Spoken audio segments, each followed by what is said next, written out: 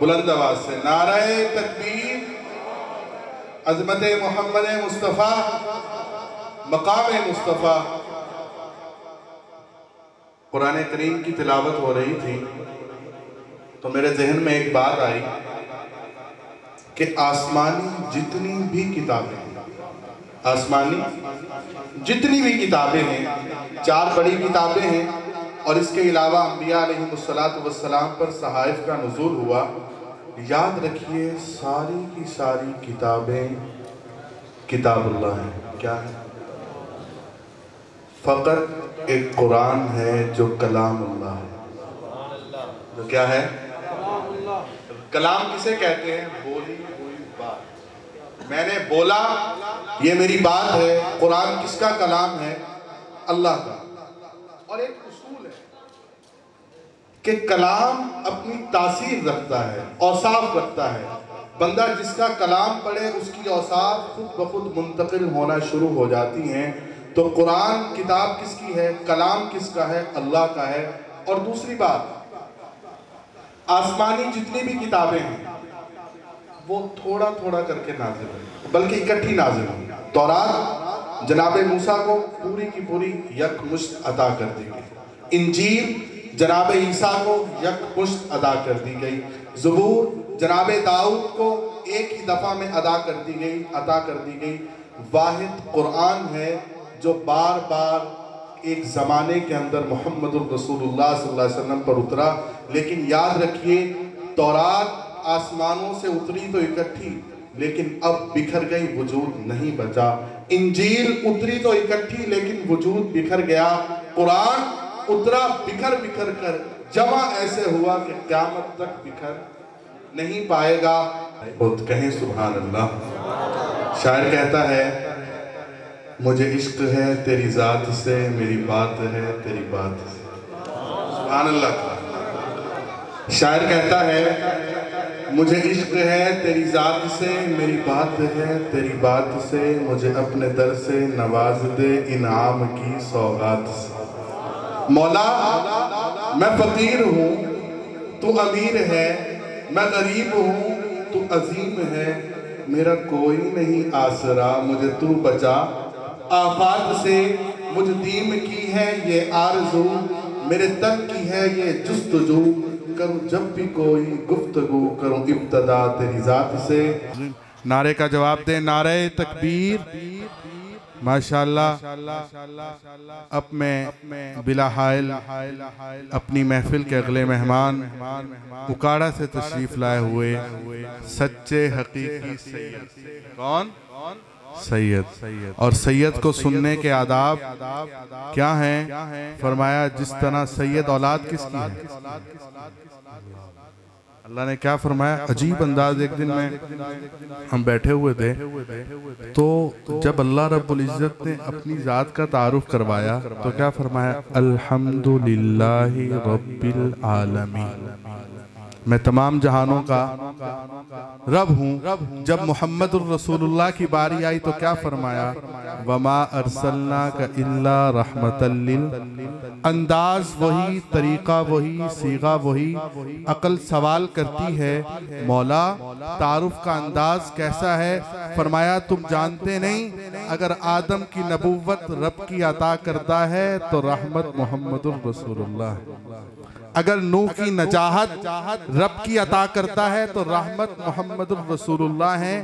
آسمانوں کا وجود الغرض ہر چیز کو پیدا کرنے والا اللہ، اور رحمت محمد الرسول اللہ صلی اللہ علیہ وسلم ہے۔ خلیق آئے، کریم آئے، رؤوف آئے، رحیم آئے۔ ربیع الاول کا مہینہ ہے۔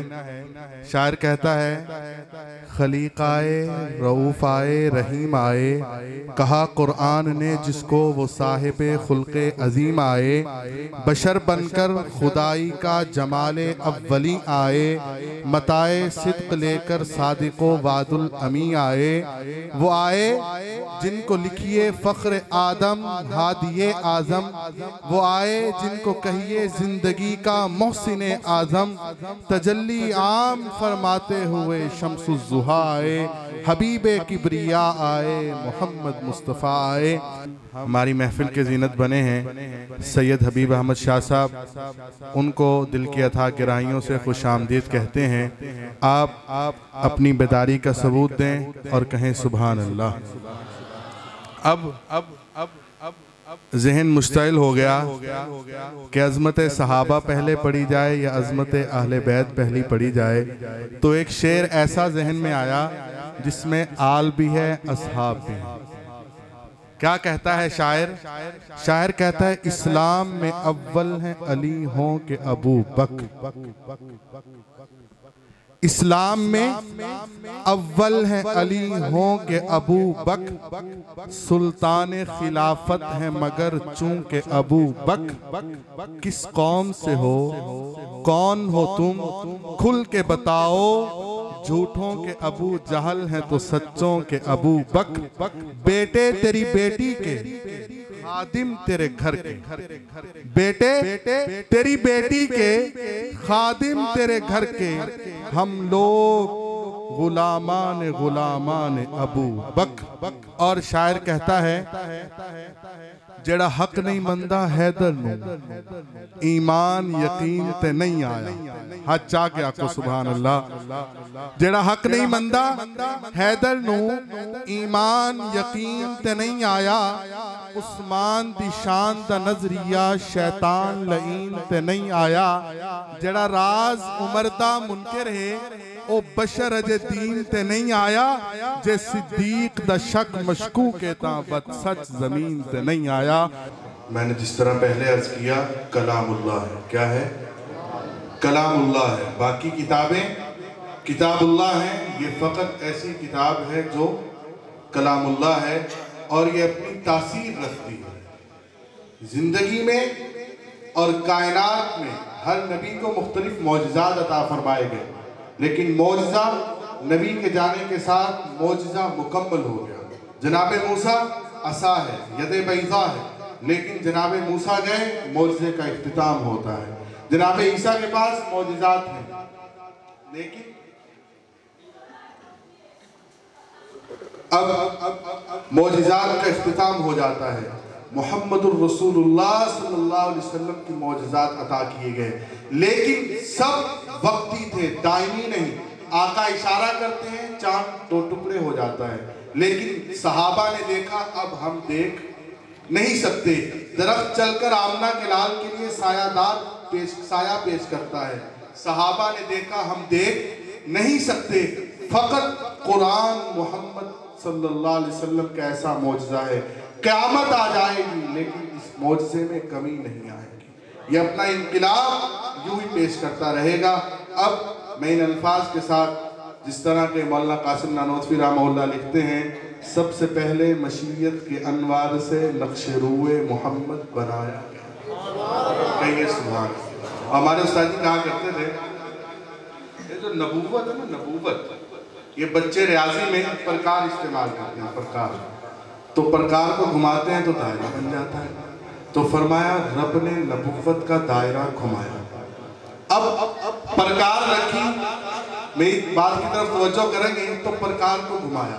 پہلا نقطہ آدم، پرکار گھومتی جا رہی ہے، نوح، عیسیٰ، موسیٰ، ادریس، یحییٰ، یعقوب، یوسف، ابراہیم و اسماعیل، الغرض انبیاء آتے گئے۔ پرکار آدم سے شروع ہوئی، عیسیٰ پر ختم، عیسیٰ پر۔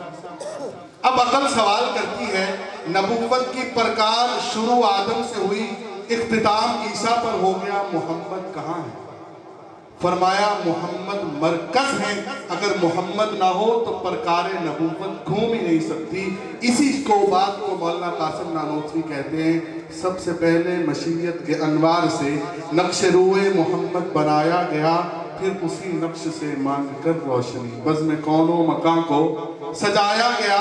وہ محمد بھی، احمد بھی، محمود بھی، حسن مطلق کا شاہد بھی، مشہود بھی، ظاہراً امیوں میں اٹھایا گیا۔